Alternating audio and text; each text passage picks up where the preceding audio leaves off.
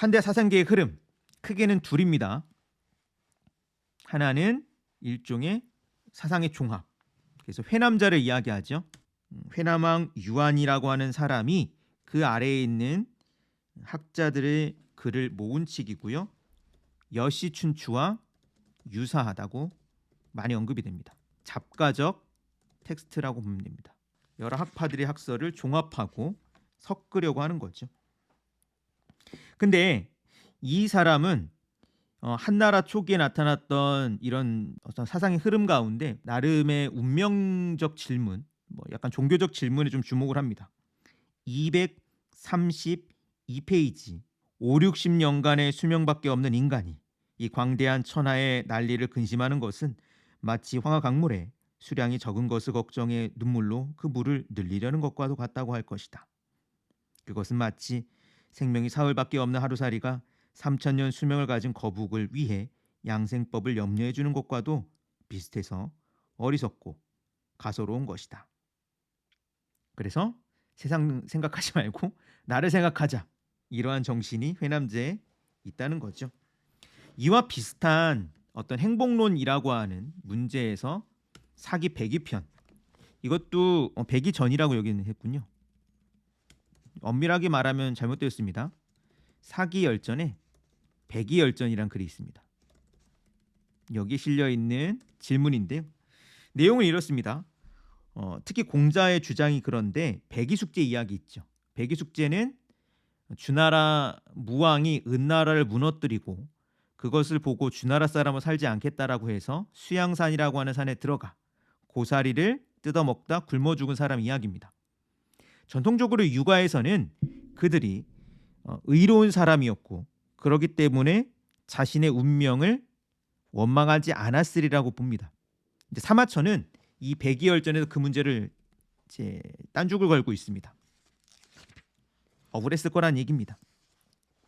그러면서 이런 이야기를 합니다. 천도는 선한 사람 편이라고 말하는데 정말 그러느냐? 하늘이 사람에게 하는 것은 어떻게 보면 선한 자에게 선한 걸 주는 게 아니라 선한 자에게 선한 걸 안 주는 경우가 더 많은 것 같다. 이런 질문을 사마천이 던집니다. 그래서 이 말이 되게 중요하죠. 천도 과연 옳은가 그른가? 천도 시야 비야. 하늘에 도라고 하는 것이 옳은 것이냐 그른 것이냐라고 사마천이 질문합니다. 결국 그리고 이 질문은 유교가 준비한 행복론에 만족할 수 없었던 거라고요. 그 유교는 어떻게 올바르게 살아야 할까의 문제를 던지지만 그렇게 올바르게 산다고 해서 행복할 것이냐 라고 하는 문제는 답하지 못했다는 것이고, 결과적으로는 육조시대 때 이 지식인들이 불교에 몰두하게 되는 결과를 낳는다라고 이야기를 합니다. 왕충 논형 이야기 넘어가죠. 완춘의 농형론을 많이 이야기하는데요. 중국 사상사를 이야기할 때 왕충이 언급이 되긴 합니다만 기본적으로 전통적인 서술 안에서 왕충은 잘 얘기되지 않는 면이 있습니다. 왜냐하면 이 사람은 약간 중국 사상사에 약간 돌출된 인간이에요. 좀 다른 이야기를 하는 사람은 많이 얘기가 됩니다. 기본적으로 기존에 있었던 중국 사상의 흐름과는 정반대 이야기를 하죠. 동중서가 이야기했던 천인 상관보다 뭘 얘기하냐면 하늘은 그냥 하늘이라고 얘기합니다. 그래서 우연론을 이야기하죠. 우연. 하늘이 하는 일과 사람이 하는 일은 연결되어 있는 게 아니라 그냥 따로 있다. 하늘과 사람의 분리. 그런데 이 왕충의 논형 같은 경우는 옛날에 유학자들은 안 읽었어요. 근데 최근에 와서는 주목받습니다. 241페이지 왕충은 한대의 통속 신앙이나 미신 따위를 전부 철저히 비판하고 부정했다. 이 때문에 공산당 지배하에 중국에서는 왕충을 중국 최초의 무신론자로서 높이 평가한다. 기본적으로 유가는 여기서도 이야기하지만 성명이라는 표현이 중요합니다. 성명의 성은 천성, 즉 인간의 내면에 갖고 있는 본성은 하늘 혹은 자연으로부터 내재해 있는 거죠. 그리고 외면에 있는 하늘을 이야기하는 천명, 그리고 이 내면에 있는 하늘이 인간과 연결되어 있다라고 하는 관점을 갖고 있습니다. 그리고 이것이 저자는 생명이라고 하는 용어로 확장된다라고 이야기를 하죠.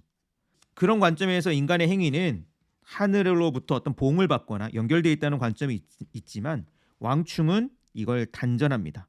인간과 하늘은 인과관계가 있는 게 아니라 따로 떨어져 있고, 그래서 하는 말이 뭐냐면 우연이란 이야기를 합니다.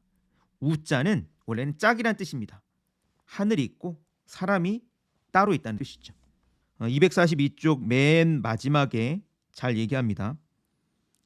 우, 즉 짝이라 함은 두 물체가 나란히 줄 서는 것이고 서로 인과관계가 없는 것이 때 혹은 장소를 같이 해서 나타난 경우를 우연이라 부른다. 인생은 전부 우연에 지배되고 모순으로 가득 찬 것이다 라는 이야기를 합니다. 당연히 어떤 자연이나 신의 관념도 없겠죠. 이 사람이 어떤 사후세계가 없다고 주장하는 거 되게 재밌지 않으셨습니까? 귀신이 그렇게 많다면 귀신이 그냥 계속 쌓여갈 텐데 그 많은 귀신이 도대체 어디 있는 거야? 그리고 두 번째 이야기 너무 재밌죠.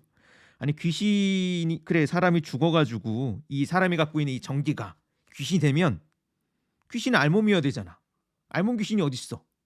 왕충이 하고 싶은 말은 논리적인 어떠한 사유를 밀어붙이는 것이고, 그 밀어붙였을 때 하늘과 인간의 상관관계가 없고 인간은 다만 우연에 내맡겨진 존재라고 하는 존재성을 이야기합니다. 자, 이 왕충의 인생론. 근데 이때 인생론이라고 하는 건 왕충이 가져온 것이라기보다는 이러한 식의 어떤 고민들이 문제들이 생겼다는 거겠죠. 246페이지 중간 부분 제가 읽어보겠습니다.